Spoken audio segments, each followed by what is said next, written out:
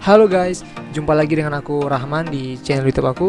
Jadi kali ini aku kembali membahas tentang aplikasi Sharesul. Karena di video sebelumnya itu yang nonton itu lumayan rame ya. Jadi aku putuskan untuk bahas Sharesul kembali tentang bagaimana sih hukum dari aplikasi Sharesul ini, baik dari segi ilmu ekonomi ataupun dari segi agama Islam. Tapi sebelum kita masuk ke pembahasan, jangan lupa klik tombol subscribe dulu agar channel ini semakin berkembang.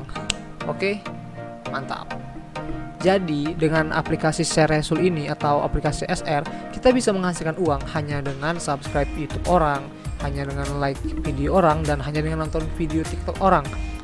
Tapi kalau kita mau dapat uang yang banyak dari aplikasi ini, kita diharuskan untuk mendaftar menjadi member VIP, yang mana kita diharuskan untuk menyetorkan sejumlah uang, yaitu mulai dari 600.000, terus 1,2 juta hingga 18 juta. Nah, jika kita mendaftar dengan paket member VIP yang harganya 1,2 juta, itu nanti di bulan depan kita dijanjikan akan dibayar sebesar 1,7 juta sekian-sekian. Dengan begitu kan kita sudah untung sebesar 500 ribuan kan. Dan nanti di bulan berikutnya kita nggak perlu lagi bayar 1,2 juta seperti pada bulan pertama ya. Kita nggak perlu lagi bayar. Jadi kita hanya perlu setor di awal. Oke, kita hanya perlu setor di awal 1,2 juta. Terus bulan depan kita dibayar 1,7, untung 500 ribu. Dan pada bulan kedua kita nggak perlu lagi membayar 1,2 juta.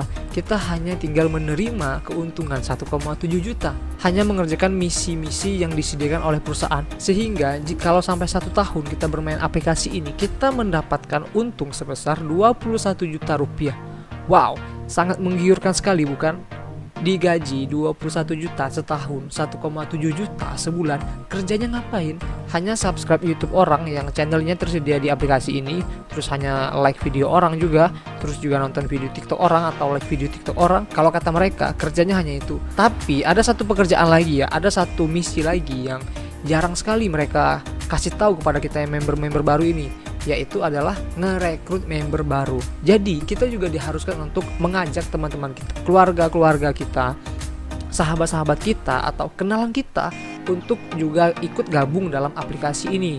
Dan disarankan kalau mau dapat uang banyak, kita harus menyetorkan uang sebesar 600 ribu, 1,2 juta hingga 18 juta. Yang mana nantinya uang dari member-member baru inilah yang akan dibayarkan kepada member-member yang gabung duluan. Sehingga nantinya jikalau tidak ada lagi yang ikut aplikasi ini, tidak ada lagi member baru yang daftar aplikasi ini, maka perusahaan pun tidak akan lagi membayar member-membernya itu. Jadi aplikasi Sharesul ini atau aplikasi SR ini, sistemnya itu sangat mirip sekali dengan skema Ponzi. Nah, jadi aplikasi Sharesul ini atau aplikasi SR itu sangat mirip sekali ya sistemnya sama sistem investasi skema Ponzi atau skema piramida. Jadi, bagaimana sih hukum dari investasi skema Ponzi ini? Bagi kamu yang belum mengetahui apa itu investasi berskema Ponzi dan apa hukumnya, kamu bisa lihat video ini. Apa yang terbesit di benak Anda ketika saya menyebutkan istilah Ponzi? Anda tahu Ponzi? Ponzi dikenal sebagai penipu ulung atas investasi palsu di Amerika Serikat pada 1920-an. Skema yang hampir sama dengan skema piramida ini menjadi skema penipuan yang ternyata langgeng sepanjang masa. Seperti apa alur uangnya? Kami berikan sedikit gambaran skema Ponzi berikut ini. Anda tentu pernah mendengar berita tentang skema Ponzi. Apakah Anda tahu bahwa itu ilegal? Sementara Anda tak mengerti bagaimana cara kerjanya. Sebut saja Ben. Ben di posisi puncak mengajak beberapa orang untuk berinvestasi. Dalam setahun, Ben memberi keuntungan bagi anggotanya. Tentunya ini yang membuat para investor gembira. Dan mereka pun mengajak orang lain untuk ikut menanamkan uang dengan iming-iming untung berlipat. Di pasar saham, sebagian investor untung dalam hitungan tahun dan sebagian lainnya merugi. Namun skema Ponzi milik Ben tidak pernah mengalami rugi. Faktanya, keuntungan selalu ada dengan margin yang sangat besar. Namun, imbal hasil yang diberikan Ben kepada investornya bukanlah dari profit yang nyata. Ben hanya mengambil uang dari para investor baru dan memberikan kepada orang-orang teratas.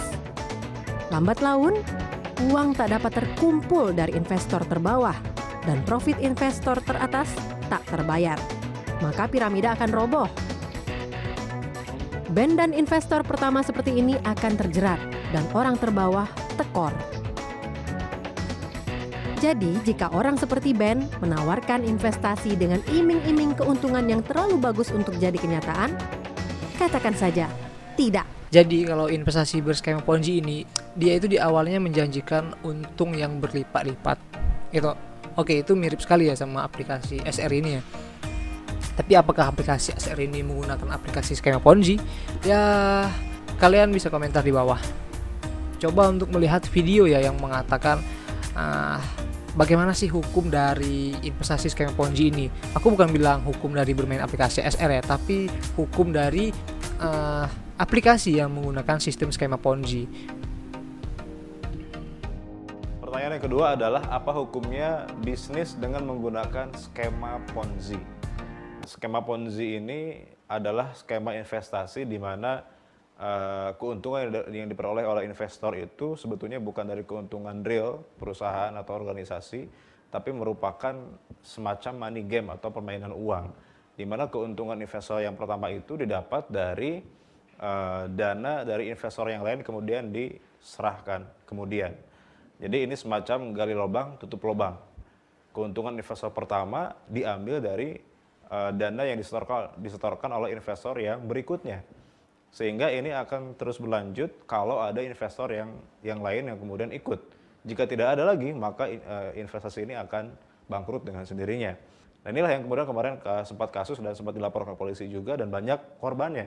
Nah, inilah yang kemudian diharamkan karena ada potensi untuk merugikan orang lain, karena ada gharar di situ. Sedangkan Nabi pernah bersabda, ada riwayat dari Nabi Muhammad SAW, nahan Nabi SAW an bai'il hasad wa an bai'il gharar.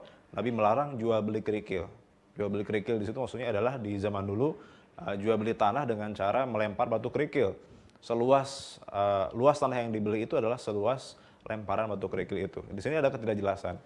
Maka ini dilarang karena berpotensi untuk merugikan pihak lain.